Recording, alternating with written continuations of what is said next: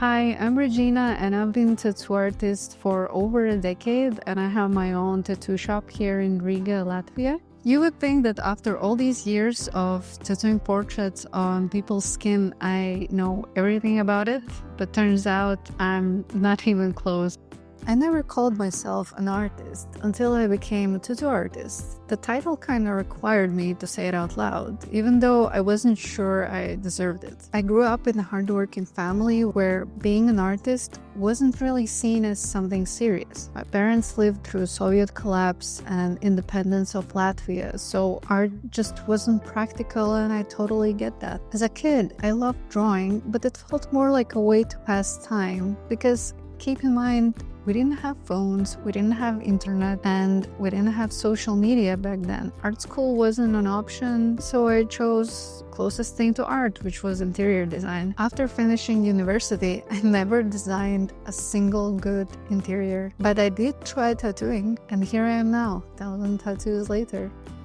So recently I joined a drawing workshop hosted by Tyler Berry and Chelsea Bard. It was happening in a charming little town called Dedham in UK. Dedham is a small town with only a couple thousand residents, and coming here I didn't expect that this will be one of those places that will steal my heart, but it absolutely did. I really love this town. The nature around is beautiful and the houses are so cozy and full of character. It just felt real, not overly touristy, but like a place where people actually live and enjoy life. It had everything you need, even gluten-free beer and food, which honestly made me so happy. And it completely changed how I see art. I understood what was the main struggle for me and how to get over it.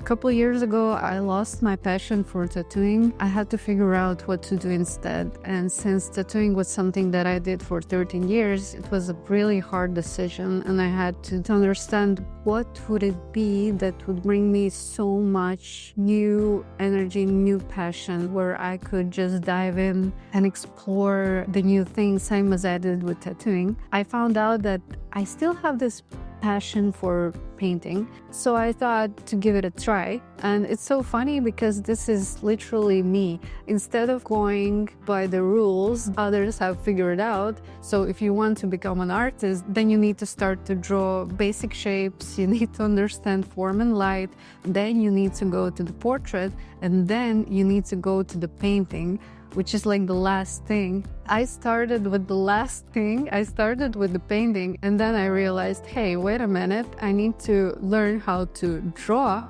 the portrait. And this is where the idea about this workshop came.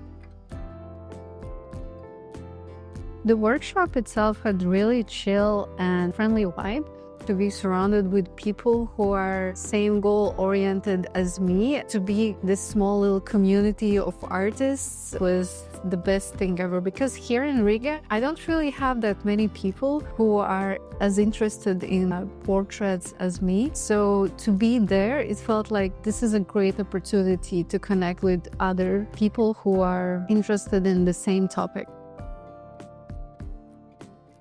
Before, I was very chaotic with my drawing skills, and I would start, I would be frustrated, I would lead the drawing and I would never finish it, or I would just finish it so it kind of looks finished, but at the same time it's not really where I want it to be. During the whole week we were working with a model, Tommy, and from my experience, Tommy was absolute best champion in sitting still. I wanted to take the opportunity to practice my photography skills and offer him a photo shoot. Before him, I had only one practice with the male model. So me, Tommy, and one of the organizers of the workshop, Leo, also a very skillful young artist. I took some pictures of them, and it was a really nice experience for us all, because for me it was only the second time that I ever did a photo shoot for male models. For them it was the first kind of professional photo shoot that they ever had. Now, going back to the workshop, I feel like